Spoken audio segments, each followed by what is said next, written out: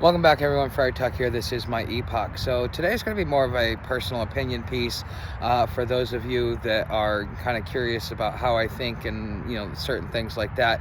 And this is mostly in response to the reception and the feedback that I was getting from the urban homelessness and its impact on society video.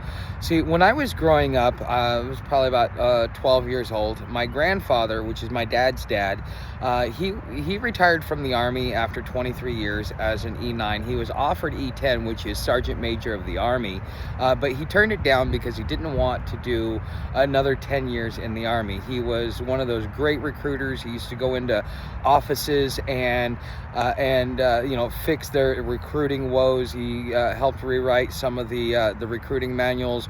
He even got accommodations from the Army, Navy, Marine Corps, and Air Force because he was smart enough to be able to sit back and look at the situation and look at a person's personality and go, you need to be in this branch or you need to be in this branch because this is where you're going to benefit most, which is why he got those accommodations and was offered World Command before he retired. But like I said, he didn't want to do another 10 years. And so he's taken me to school one day because I'm in transition of going to live with my mom to going to live with my dad. And it was just another custody battle. And my grandfather and I are having this talk, and at first he starts off and he's like, the American system, it's the greatest system in the world, it's everything that it needs to be, and he makes this great argument, and I'm just sitting there going, yeah, Papa, you're right, you're 100% right, I totally agree with you, I think you're so right. And then he flips the script on me and does the same thing about communism. And what he was trying to do was get me to have what they call a Socratic method, which is nothing more than critical thinking. And he wanted me to be able to see both sides, to see the pros and the cons of everything, because there are good parts of communism, there are bad parts of communism, there are good parts of the American system, and there are bad parts of the American system. But the average person is so indoctrinated that they only see the good and they fail to see the negative. Okay, and I think that the biggest problem, and this comes from the way that my grandfather taught me how to think, is that as a society, we fail to evolve with an evolving system. Okay, and I learned this really, really well when I was in the free man movement, because there's this big old cry of, yes, gold and silver, that is what we're supposed to be using, that's what the Constitution says.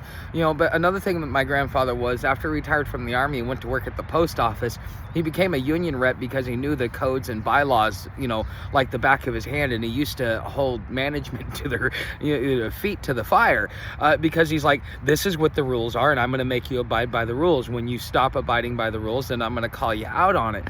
And the rules in the Constitution says that that Congress has the right to coin money and to lay taxes. Okay, and so if Congress sees that they need to change from gold and silver to something like legal tender, or something like legal tender to something like a digital currency, that is their right within the Constitution. But yet we still have all of these people that fail to evolve into the new system, and because they fail to evolve, they are left behind. They are stuck clinging to old ideas and to an old way of life. And although that there's going to be a certain percentage of society that does that, it shows in a lot of ways the ignorance. It's a weak point in our society, because what we're doing is we're failing to evolve. And I think that our modern society will always fail to evolve. And I can see it not only in the comments, but the feedback and the way that people were talking in their comments on the video that I released. Okay, and so let's kind of go through a progression, but let's not talk about money or anything else like that. Let's talk about the whole the city dwelling, urbanization, because when we started off as a country, you had cities, but cities really weren't a main focus for anything more than trade and commerce, and cities really weren't that big of a deal. Okay, because everybody lived out on a farm, everybody lived in a rural area. Cities was just a place to be able to conduct commerce. Okay, but as time has gone along, the cities have gained more and more importance, and people have moved off of the farms, not only from the advent of new technologies and the growth in technology that we have as a society requiring more of specialization skills and things like that, but just the natural evolution of the beast.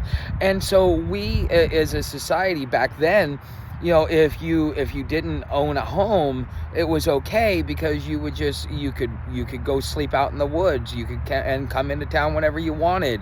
The need for money and for currency wasn't that great, because you could get everything you needed off the land.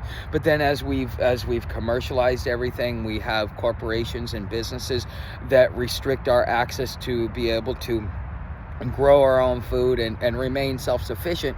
We as a society are kind of failing to evolve, and in a lot of ways we are creating our own issues.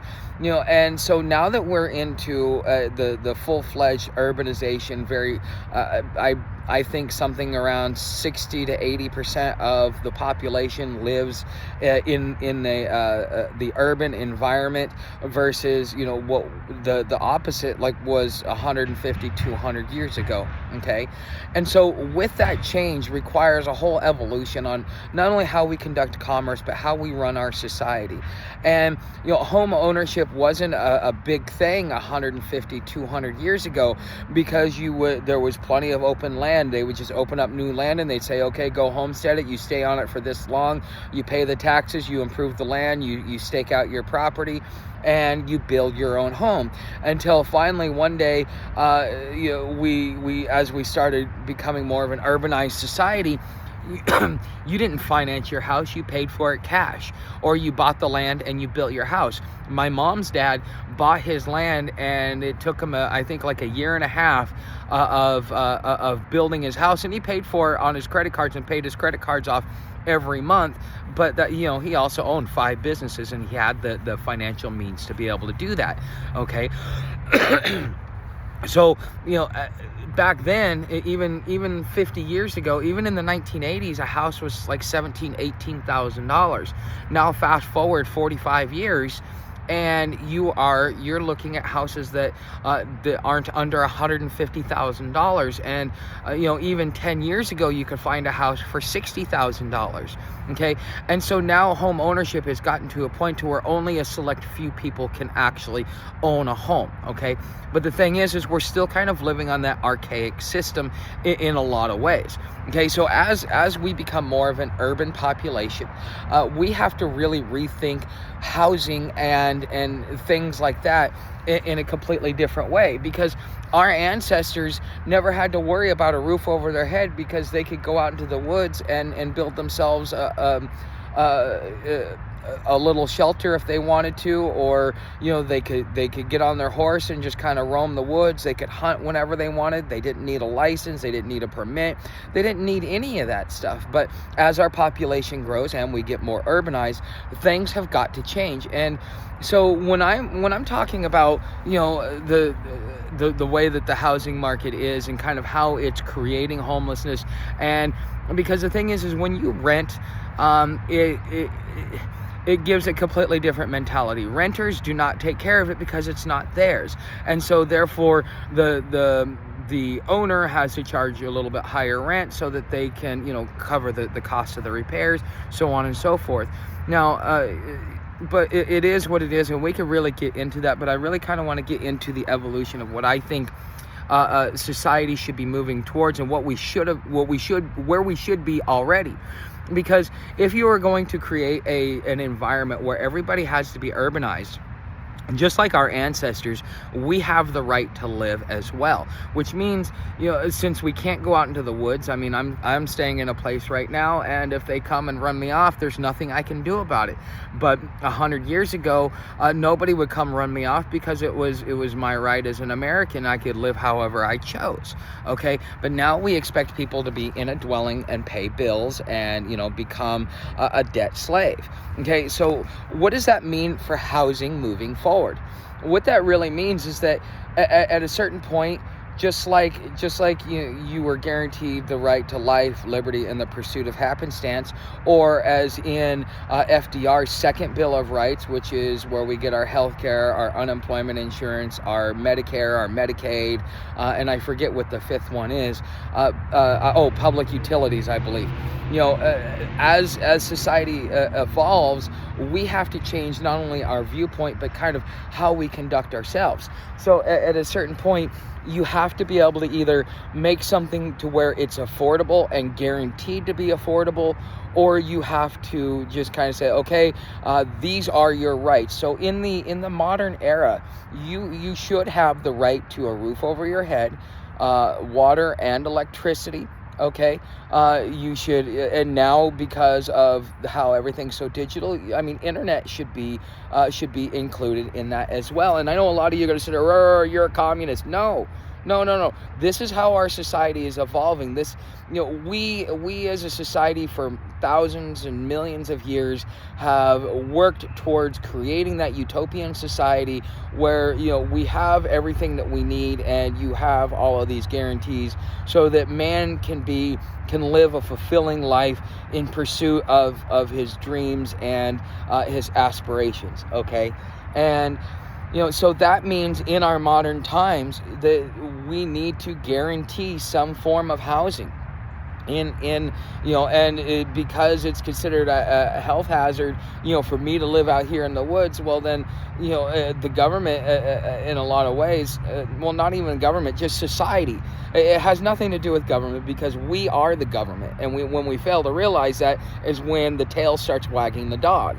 But we as a society need to come to terms with the fact that things are evolved. We're not in the 1850s. We're not in the 1950s. We are in 2024. And in 2024, the idea of going out and living in the woods is something that rich people do. It is something that certain survivalists go out and do. It's not something that the average American wants to do, is going to do, or has done. Okay, and so with that coming into play, having those guarantees. Now, what does society get in return? Well, you know what? There's going to be less misery in society because you have those guaranteed basics. And I think that the reason why we see drug use skyrocketing is because of misery. The human being does not know how to handle all of the stresses and all of the contradictions within society. And so as a way to be able to get a moment of reprieve, seeks out something to alter their mind so that they can get that moment of reprieve. Well, if we really want to reduce the overall misery, which will then in turn reduce drug and alcohol addiction, we have to realize that we got to reduce this misery, and that's where a guaranteed place to stay. There in some states. There used to be, when you turned 18, you got a horse, a rifle, and a $20 gold piece. And I think that was Montana that did that. It may have been a different state, but I think it was Montana that did that. There were other states that would give, as soon as you turned 18, you got certain things, because the horse, you need it so that you can go back and forth, so that you can be productive, so that you can take advantage of the opportunities that are needed. Okay, now it's up to you to take care of that horse, but then also the $20 gold piece, because you're going to go out and do commerce, you might need supplies, things like that, while you get on your feet. And then the rifle, so that you could go out there and you could hunt your food, so you didn't have to go out there and beg. But now all of this stuff is restricted in the modern era. So then, just like how that state gave their new majority, new age of majority citizens, these basic things, I think that we as a society need to revisit that as well. And so, and I think that because we are stuck on an archaic system, we are allowing ourselves to take part in greed and things like that. Now, as far as home ownership goes, I am not talking against home ownership. It's something I won't do. And like I said in that video, the reason why I won't do it is because of the amount of repairs that I had to do to the damages. And one day I will download the pictures off of my Facebook and do a slideshow, because they went in there, they spray painted. I was picking rubbers up. They kicked in in holes in the wall. I had to replace electrical wires. I had to replace all kinds of stuff, siding, carpet. There was even a broken pipe out in the yard, and in a matter of a day and a half, I did 3,000 gallons of water, and my water bill was like $400. Okay, so for home ownership is not anything for me. It is and if home ownership is for you and that's something that you like, that's great. You should be able to have it. But how much of your income, how much of your money should it take? Because our ancestors went out there and they built their house, okay, and then they maintained that house. And so whatever material cost them plus their labor and their time, but it was theirs. And if I built myself something from the ground up, not only am I going to take care of it better, but the cost and everything else like that, I'm okay with. But most people go from house to house to house to house to house to house. People are going to own 3, 4, 5 different houses in their lifetime because they're going to get to that point. Very few people make it to the end of their 30-year mortgage. I know a few people that have, but it is so rare that those are the people I want to give my pat on the back and go, you're doing it right, because that was really what you were supposed to do to begin with. If you borrow money from the bank, you were supposed to stay there, but we don't do that. Okay, and that is really what I was trying to talk about, and that is what I really think the solution to homelessness is. And a lot of people say, oh, well, yeah, let's solve homelessness, put them all in the house. Now what? The problems are still going to be there. Yes, but once you start reducing the misery, then you can start doing the repairs, okay? As soon as you put out the fire, then you can start rebuilding. But we're not willing to put out the fire because we're too busy blaming each other and everybody else instead of realizing that it is our responsibility as a community, because we have subjugated our responsibilities and passed them on to someone else so that we can sit there and complain about the problem instead of actually doing something. This is really the message that I was trying to portray in that video. But yet a lot of people some people got fairly upset about it, and and that's fine, okay? But this is really the message that I was trying to convey. So I want to say thank you for watching. If you made it this far, if you're a subscriber, or if you're not a subscriber, become a subscriber. Everything else is down in the description. You know how to help the channel if you've been here long enough. Thank you for watching, and I will see you in the next video.